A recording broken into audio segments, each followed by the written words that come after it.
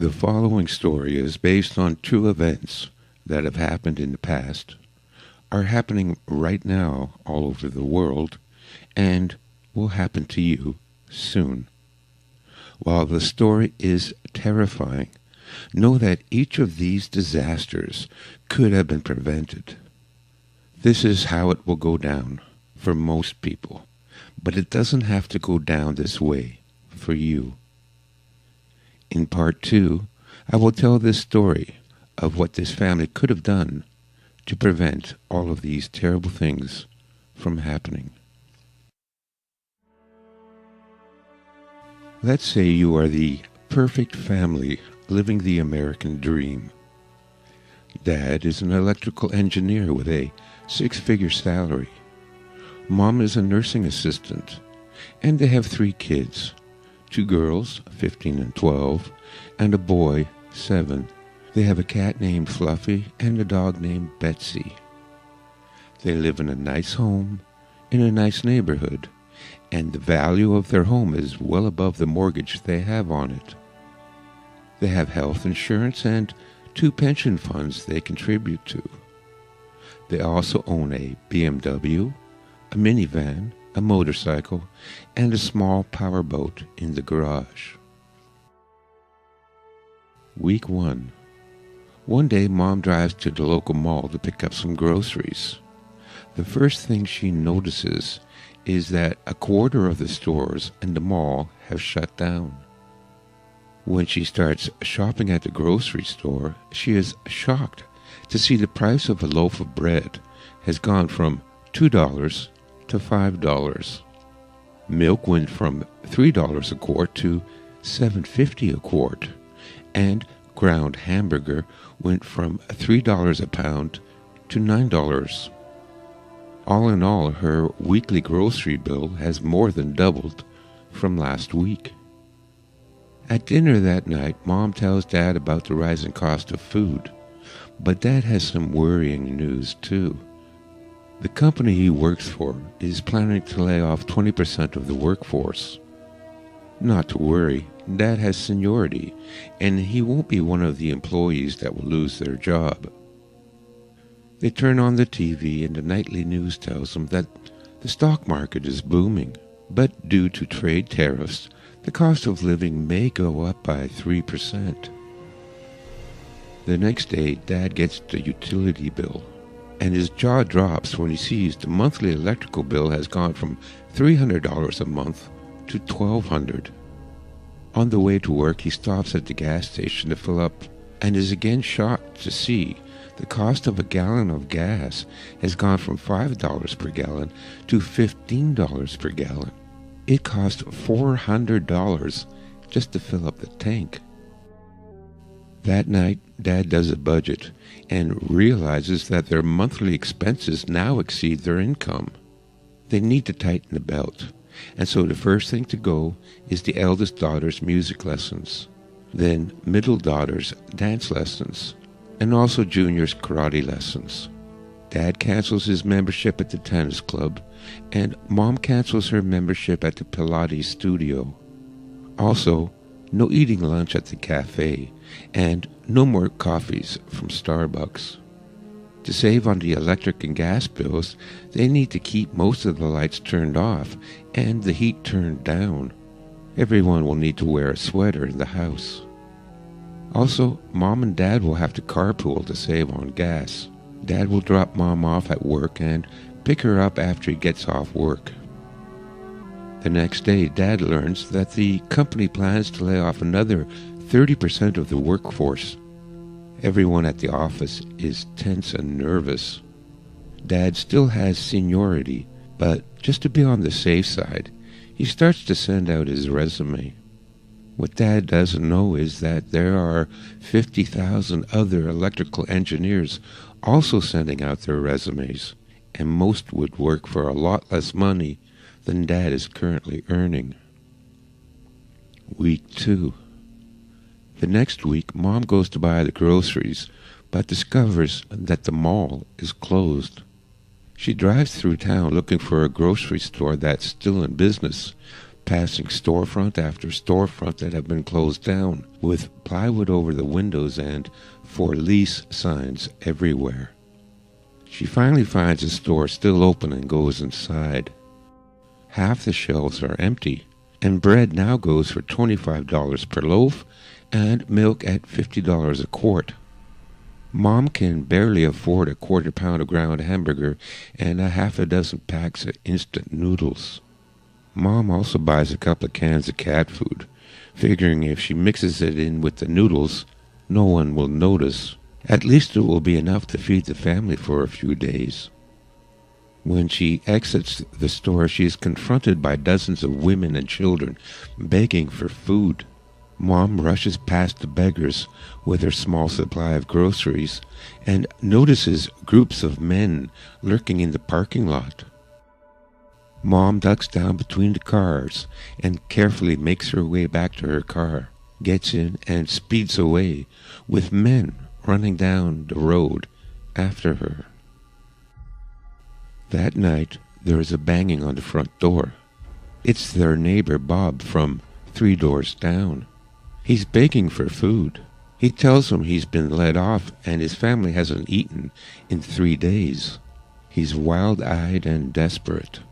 Mom scoops a bowl full of noodles and cat food into a baggie and gives it to him. "That's all we can spare, I'm sorry," she says. Later that night, they hear a gunshot. Bob has committed suicide. Dad decides they need to sell the motorcycle, the boat, and the extra car. But everyone is selling, and no one has money to buy. He sells the $15,000 motorcycle for $200. The car fetches $250, and no one wants the boat. Not enough money to even buy a week's worth of food. The only thing that still has some value is gold and silver. They go through Mom's jewelry case to find anything with gold or silver in it. Mom hands Dad her engagement and wedding rings. Dad decides they also need to cash in their retirement plans. The jewelry and retirement funds should last them 2 months. Week 3. That Monday, Mom finds out she has been let go. The hospital where she worked can no longer afford to keep such a large staff on hand. Mom waits in the hospital cafeteria that no longer serves food all day for her husband to come and pick her up. The next day, Dad arrives at work to find his co-workers gathered outside the front doors that had been locked, with a sign in the window that simply said, "Out of business." No one was even allowed in to clean out their desks. There will be no severance pay and no pension. That night, Dad calls all his friends, business associates, college alumni, and even high school friends he hadn't seen in 20 years, asking for help finding work. Dad never received even one response from the 300 resumes he'd sent out. But the story is always the same. Everyone is being laid off, and no one is hiring. But one person told Dad if he goes to the closed-down mall and waits in the parking lot, there's a chance he'll be hired as a day laborer, doing construction or yard work. Dad left the house at 4 a.m. to walk the 6 miles to the mall, where he milled about with 80 other men until 10 at night. He did that every day for a week. But no one came around to offer any work, and Dad didn't go back. That night, there was the sound of breaking glass and yelling coming from down the street. The sky in the distance lit up from the fires started in some of the abandoned houses.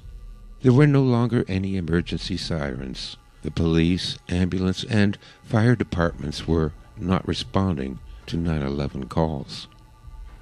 The next morning, Dad gets some tools and lumber from the garage and boards up all the ground floor windows. He goes in the attic and retrieves Great-Grandpa's 1911 Colt .45 that he had brought back from the war. There were 6 bullets in the box, and Dad loaded them in the magazine. Mail was no longer being delivered to homes, and Mom had to bicycle 5 miles to the post office once a week to pick up the mail. There was a letter from the township announcing that property taxes had been quadrupled and made retroactive, and that they now owed $9,000 in back taxes. The electric bill had doubled again. Instead of having 2 months' worth of money to pay expenses, they were now 6 months behind. There was nothing left to do but to sell the house. Dad called a real estate agent he met at the Lions Club, but the number was out of service. He called another 10 brokers listed in the Yellow Pages until he found one that answered the phone. She told Dad that they would no longer represent sellers. Everyone was selling, and no one was buying. She entered his address into the computer and told him the average selling price for homes in his area. It was less than half their modest mortgage. Even if they could find a buyer, they would still owe money. The real estate agent confided that Dad's best option was to stop paying all bills and live in the home and save as much money as they can until they are evicted. Week 4. The next day the power was cut. So were the gas and the phones. It was fortunate they had a fireplace in the den, and so they brought down their mattresses and blankets, and everyone slept in the den. Dad would stay up late to feed the fire, so they wouldn't all wake up freezing at 4 in the morning. There was no money to buy pet food for Fluffy and Betsy, and both were looking thin. Although an indoor cat, Mom let Fluffy out in the hopes that her instincts would return and she could hunt for herself. Fluffy never came back. One night the middle daughter developed a chronic cough. Mom's nursing experience told her she was suffering from respiratory bacterial infection.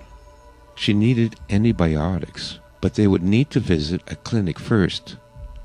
Thank God they still had health insurance. Dad siphoned the gas from the boat's tank and hoped it would be enough to drive their daughter to the nearest hospital. The hospital was packed. They had to park a mile away, and when they arrived at emergency, there were 200 people there, yelling and screaming at the dozen heavily armed security guards that surrounded the admissions desk. They waited 14 hours to reach reception. They were then told that their health insurance company had increased the deductible to $10,000 and that a doctor's consultation would cost $6,000 cash in advance. No amount of begging and pleading would get their daughter admitted without the upfront payment. When they got home, Mom bundled middle daughter up in blankets and lit the fire to keep her warm. Mom used every home remedy she could think of to treat her daughter, but while the symptoms eased a little, she wasn't getting any better either. The next day, eldest daughter announced she was leaving to work at the seedy strip club outside of town. A girlfriend told her that she could earn $2,000 a week, and if she were to take on a few clients, even more. Because the roads were so dangerous, she would stay in one of the rooms at the club and be back in 3 weeks with the money to get little sister the medical help she needs. Dad said absolutely not. He would not sell his 15-year-old daughter into prostitution. But after much arguing and tears, Mom and daughter convinced Dad that there really was no other way, that eldest daughter was going to save her sister's life and save the family, and that everyone must sacrifice in order to survive. Week 5. A week after eldest daughter left, Dad walked down the street going door to door to see if any of his neighbors still had phone service. The once tidy and quaint neighborhood looked like a war zone.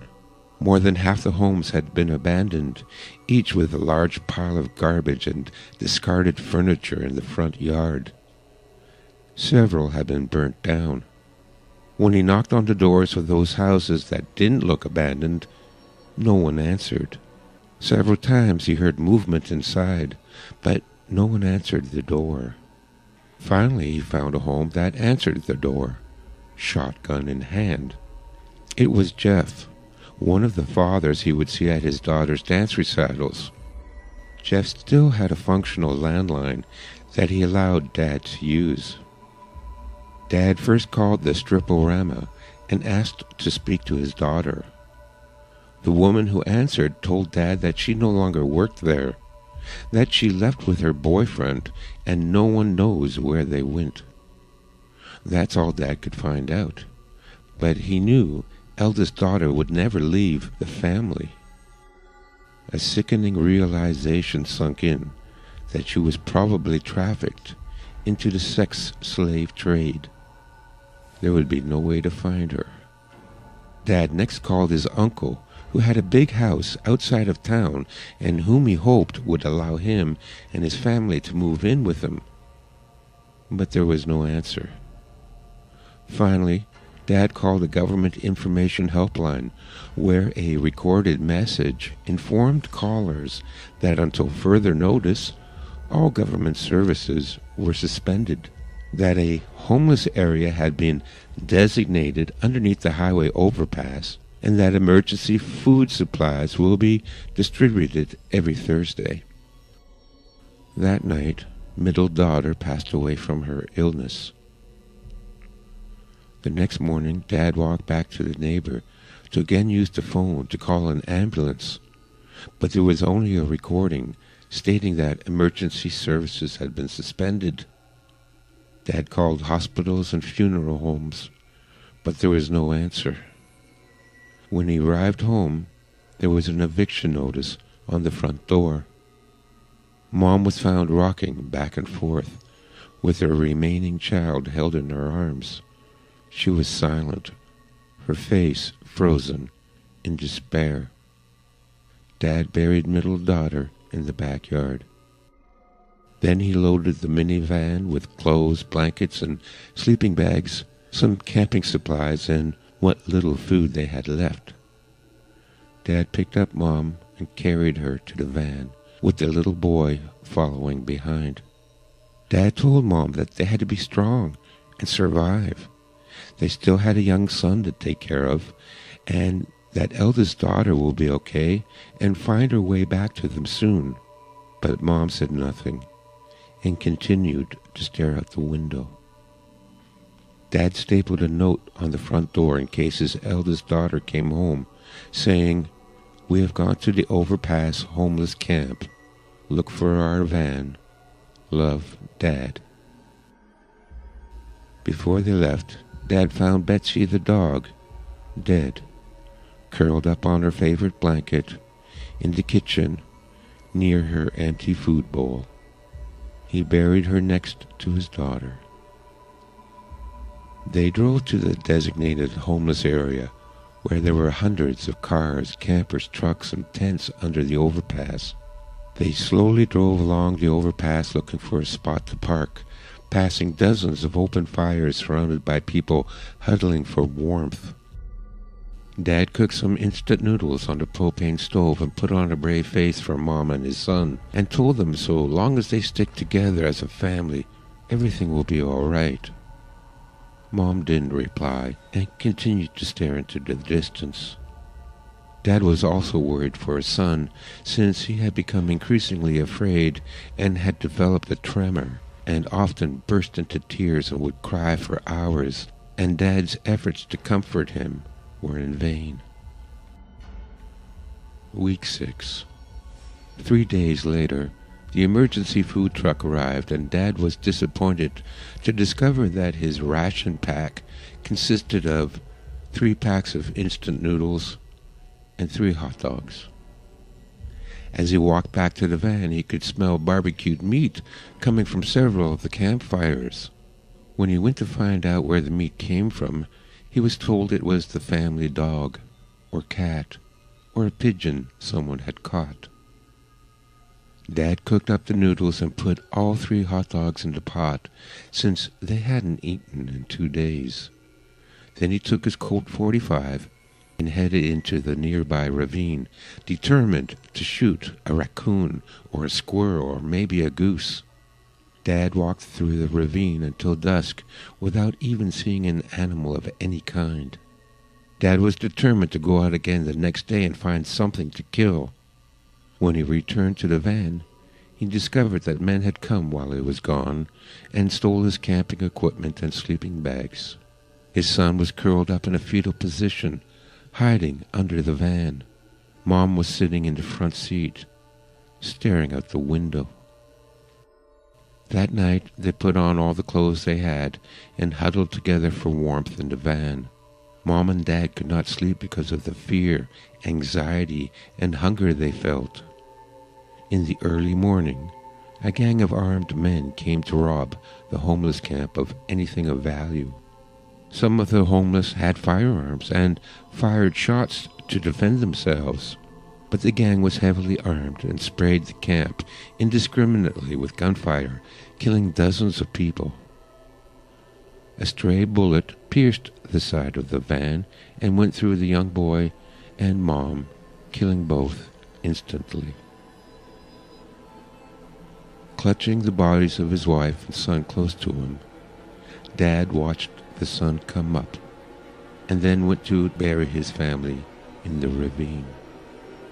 After he was done, he put the barrel of his Colt 45 to his temple, and his last words before pulling the trigger was, "I am so sorry." And I am sorry too to have to write such a depressing story, but it's my last effort to wake people up and warn them about what is coming. I promise part 2 will be hopeful and encouraging. In the meantime, we need to get ready, because once the collapse begins, if you aren't ready, you won't be able to escape. Please support my work by buying a copy of my book, The Art of Urban Survival. It contains most of the information you need to survive this scenario. Also, my 1-year survival calendar. If you can follow the month-by-month instructions for only 6 months, you will be well prepared to deal with the collapse.